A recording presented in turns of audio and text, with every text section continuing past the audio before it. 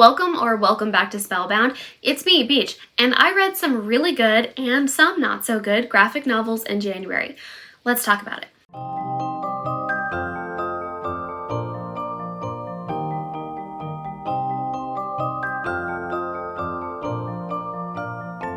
Cursed Princess Club Volume 3 by Lamb Cat, published 2024 by Webtoon Unscrolled. I love this graphic novel series. It's so good. The humor oscillates between silly and absurd, but it's grounded in some really good mental health and self-image discourse. It's just so good. So this book follows Gwen, who is the youngest princess of the Pastel Kingdom, and all of her siblings they're all conventionally attractive and Gwen isn't, but they can also do very quintessential Disney princess things. So they can summon woodland creatures and affect the weather and produce glitter on a whim and just other silly goose things. In book 1, Gwen's father betroths all of the princesses of the Pastel Kingdom to the princes of the Plaid Kingdom, and they're all pretty excited about it until one day Gwen overhears the youngest prince, her betrothed, call her ugly. And she's pretty devastated because it literally never occurred to her that she wasn't beautiful. So she gets an invitation to join the Cursed Princess Club, which is like a support group of cursed princesses, and they all meet in a secret location in the woods. And the whole group is fantastic. Okay, so they have curses and ailments of all kinds.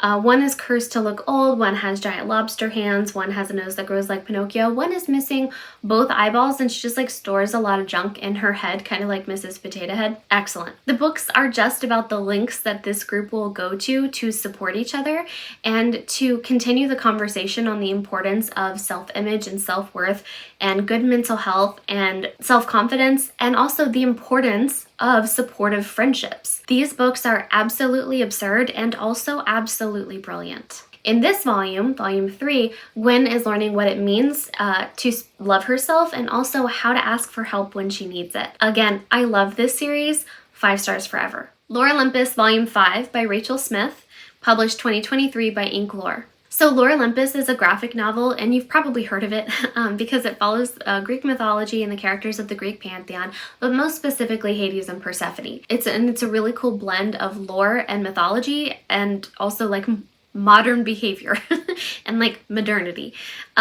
It's hard to explain, but it is both somehow. It is both ancient Greek and also modern day, but it's blended really well in a way that totally makes sense and you don't even question it in the book. So this book series is really popular. I'm pretty sure you've already heard of it.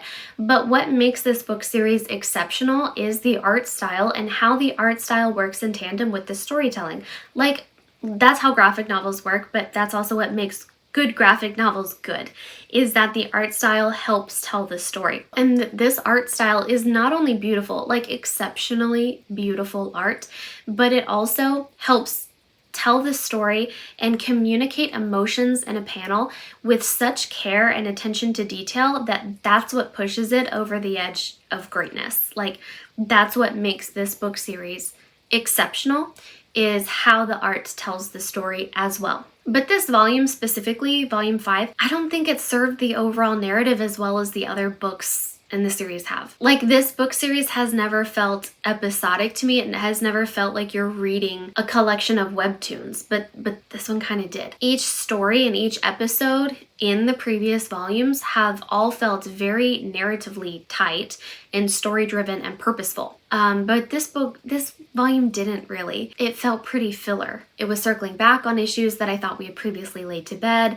It did give us a little more insight into the background and motivations of some characters, and that helped provide, some interesting backstory, but it never actually moved us forward in the current narrative. And so I was pretty disappointed by that and pretty frustrated because everything just felt kind of stuck in this volume. I'm sure for volume 6, this volume and everything in it will have been necessary, but I will say that it was not the most enjoyable read. So it's just 4 stars for me. It's still high, but not where the others have been. Mall Goth by Kate Leth, published in 2023 by Simon & Schuster Books for Young Readers. So the premise of this one is not super hard to figure out. It's about a goth chick in the early 2000s who hangs out at the mall. At the start of the book, our main character, our girly pop, is starting a new school because the girlies at her old school started to bully her when she came out as bi. This story feels quite unfocused and definitely unfinished. And it also feels very self-insert for the main character. There's even a blurb at the beginning that says that this book is based on true events, even though the plot of this book is fictional. So that felt kind of weird because it wasn't totally slice of life. There was definitely somewhat of a narrative and also like a really big deal, a big old BFD in the middle of this book, but it shouldn't have felt unfinished. But let's talk about it. Okay, so the story of this book. We follow this girl, our goth girl. She starts a new school and she's feeling really outcast even though literally everyone is nice to her, especially a goth-ish boy who is dating a not goth blonde girl. So it just kind of follows her around for a little while. She goes to school, everyone's nice to her. She goes to the mall, everyone's nice to her, especially the goth boy. Okay, but pretty soon, like very soon, we take a sharp left turn into her staying up late and IMing one night with her English teacher. And it gets real racy really fast. And so she starts to develop a crush on him on account of all the attention and grooming he's investing in her, right? So then over a snow day, one time she goes to visit his house and finds him on the couch with his pregnant wife. And she's like super crushed because she liked this teacher. So then she calls up the goth boy and she tells him what has happened. And the goth boy is like, oh, that's so shitty that our teacher basically two-timed you. And he's like, but hey, it's okay because I like you and I've already broken up with my blonde, not goth girlfriend. So let's go out, but let's keep it a secret. And our main girl, she's like, okay. So they do go out and they do keep it a secret, but then when the snowstorm has passed and they go back to school, our main girly pop discovers that actually Goth Boy did not break up with his blonde girlfriend, so she's like double crushed and really mad at the English teacher. So then she goes to the mall and she tells the girl at the mall everything about the English teacher and Goth Boy. And the girl at the mall is like, yo, that's so weird. That's why I go to an all-girls school, is because I used to go to your school and the same English teacher hit on me, and then I discovered that he was married. So literally no one at this point has brought up the fact that he is an adult man and she is a child, and what has occurred between them and from this teacher is wrong, reprehensible, illegal, crime. No, they're all just like, boys suck. So then our girlie finally goes home and she tells her mom, and she tells her mom everything that has happened with her English teacher. And her mom's like, wow, that's a lot. Hey, do you have them printed out? Just wondering, because that would make it a lot easier to go to your school and talk about. Like, she's not asking for her daughter to immediately print them out so that she can read them herself and read every horrible thing her English teacher said. She's just like, it'd be good to have some proof. That was weird. But then the mom leans over and like pats the girl's hand and is like, don't you worry about a thing. I'm gonna go up to the school and straighten everything out. What does that mean? What does that mean, straighten everything out? He needs to be in jail.